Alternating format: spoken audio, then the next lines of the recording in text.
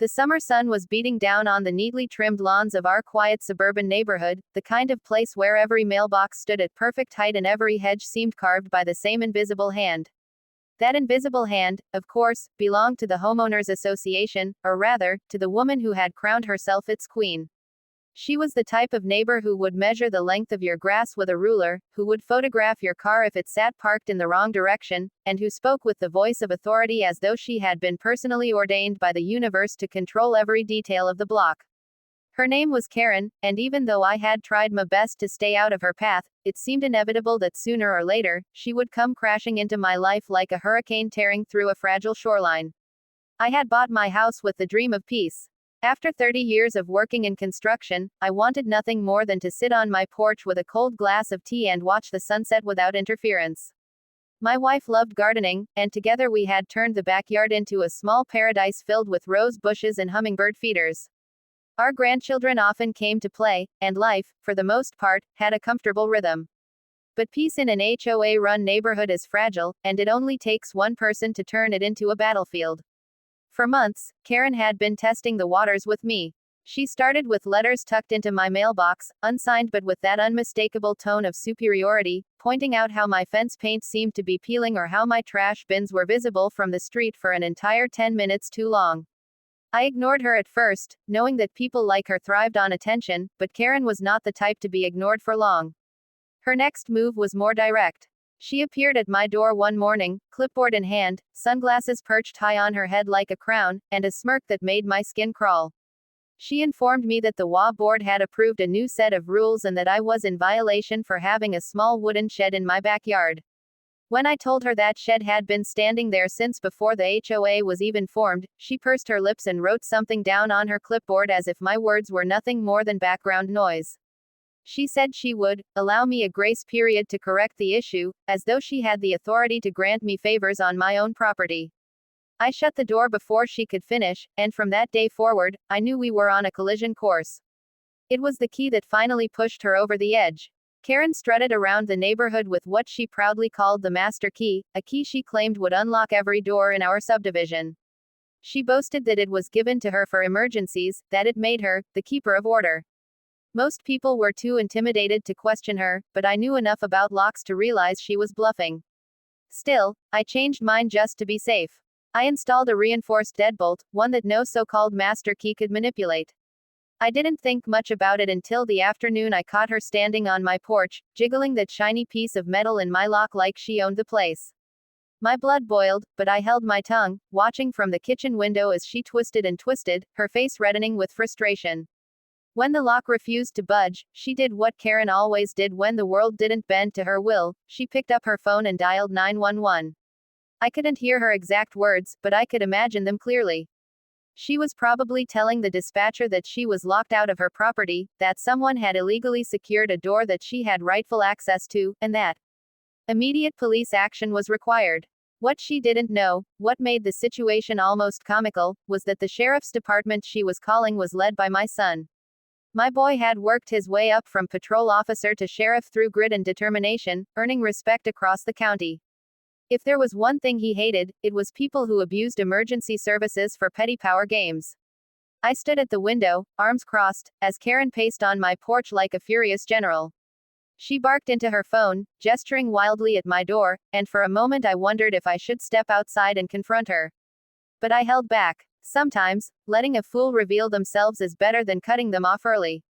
I saw the flicker of blue and red lights reflecting off the windows a few minutes later, and my heart gave a strange mix of dread and satisfaction. A patrol car pulled up, and I recognized the deputy who stepped out as one of the men who worked directly under my son. He looked confused as Karen rushed to him, waving her arms like she was directing traffic. She pointed at my house, at my door, at me standing just behind the glass. I watched the deputy's face tighten with disbelief as she spun her tail. He walked slowly toward me, clearly trying to remain professional, while Karen trailed behind him like a triumphant shadow. I opened the door before he could knock, greeting him with calm politeness. His eyes softened when he saw me, and I could tell he was already aware that this was nonsense. Still, procedure demanded that he ask questions. He explained that a call had come in reporting unauthorized occupancy, and I nearly laughed in his face. Karen interrupted, insisting that I was violating HOA regulations, that she had the master key, that my lock was illegal. The deputy raised an eyebrow and asked her for proof. She stammered, fumbling through her bag, and produced nothing but a shiny key that clearly didn't fit my lock. I leaned casually against the doorframe, letting her dig herself deeper. The deputy finally told her that homeownership disputes were civil matters, not criminal ones, and that she had no legal right to enter my home.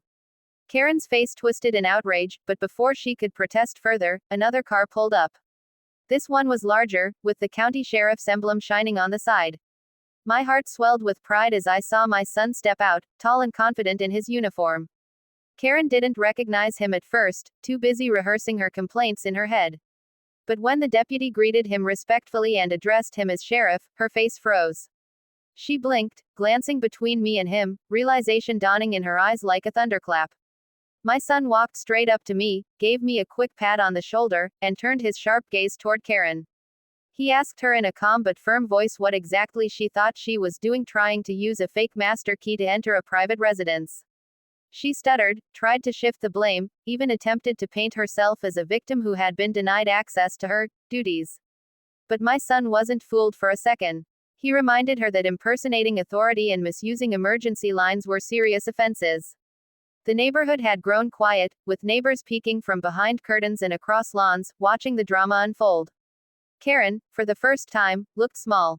Her power was crumbling in the face of real authority, and she didn't know how to stop it. Karen stood frozen on my porch, her mouth opening and closing like a fish gasping for air, but no sound came out that could save her. My son's presence was not something she had anticipated, and every ounce of bravado she carried in her clipboard and sunglasses had evaporated in the harsh light of real authority. The neighbors who had been secretly watching began to drift closer, their curiosity outweighing their fear of being caught in her radar. It was as though the entire street had been waiting for this very moment, the unraveling of the woman who had tormented them for years.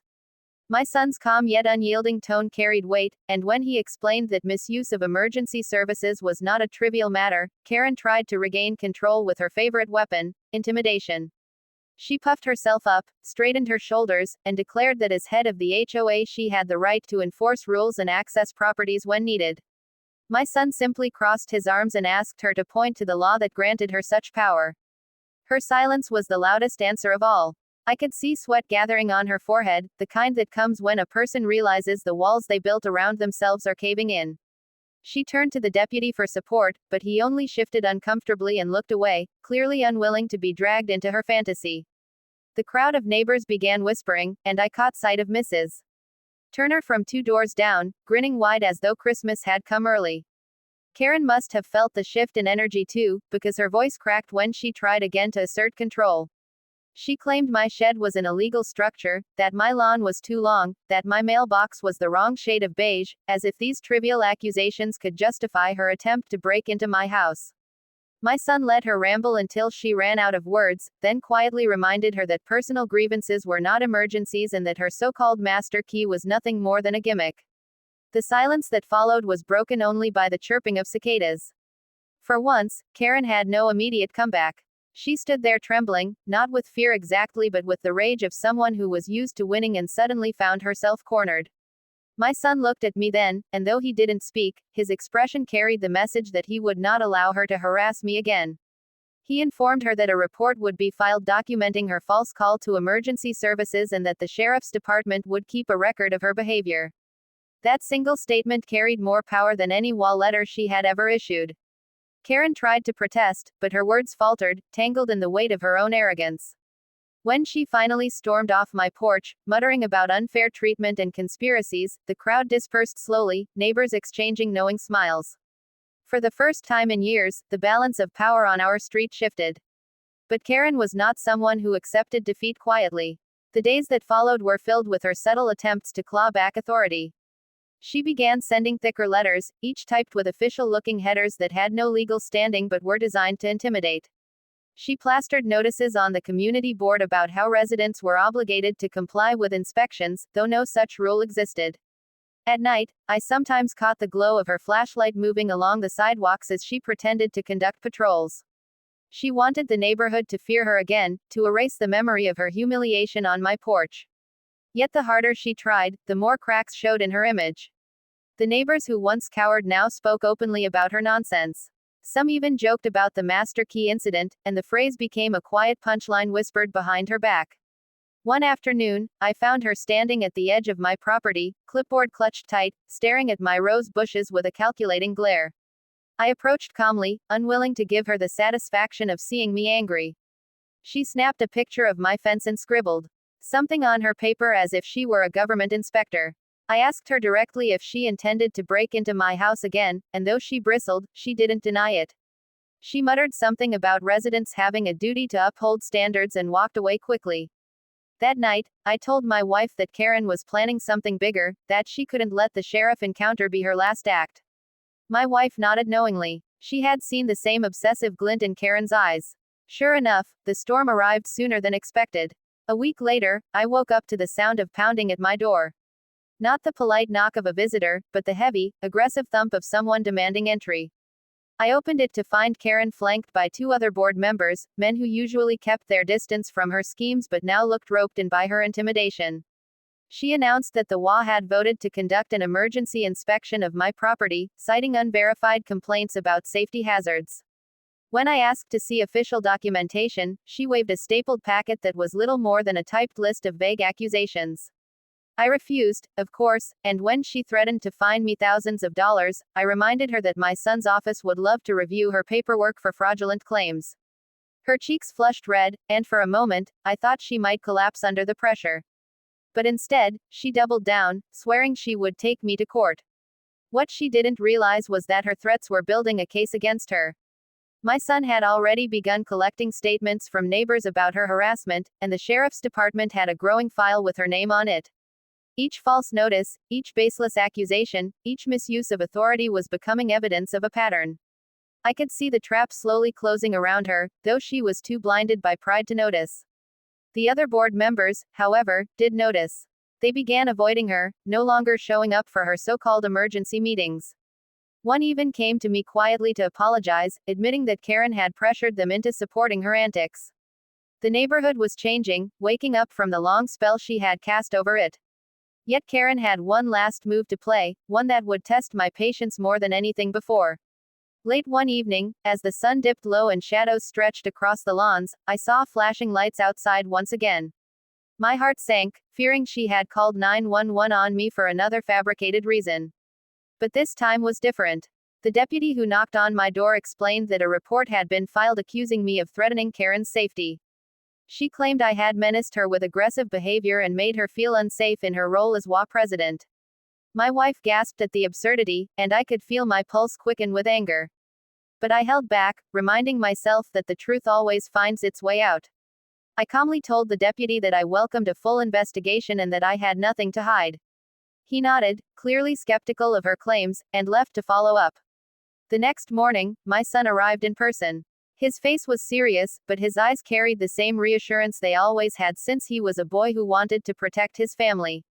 He told me that Karen's complaint had already unraveled under scrutiny. Multiple neighbors had provided statements contradicting her story, and her history of false reports painted a damning picture. He assured me that it was only a matter of time before her web of lies caught up with her legally. I felt a weight lift off my chest, though I knew the battle wasn't over until Karen faced real consequences. When word spread that Karen had once again weaponized 911 for her own vendetta, the neighborhood turned against her fully. People who had once stayed silent now spoke openly about their experiences. Stories emerged of fines invented on the spot, threats made at odd hours, and even instances where she had trespassed onto properties under the guise of inspection. The collective voice of the community grew louder, and for the first time, Karen found herself outnumbered. I watched from my porch as neighbors who once lowered their eyes now walked past her house with their heads high, unafraid. It was a revolution in miniature, a reclaiming of freedom from one woman's tyranny. Still, Karen's pride was indestructible.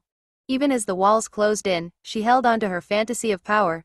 She sent one last letter, bold and defiant, claiming that she would personally sue me for defamation and damages to her reputation. I couldn't help but laugh when I read it aloud to my wife. The words were empty threats, desperate scribbles from someone drowning in their own delusion. My wife suggested we frame the letter as a keepsake, a reminder of the day Karen's reign finally crumbled. and though the story was far from over, I felt a deep sense of calm knowing that justice was no longer a distant hope but a coming certainty.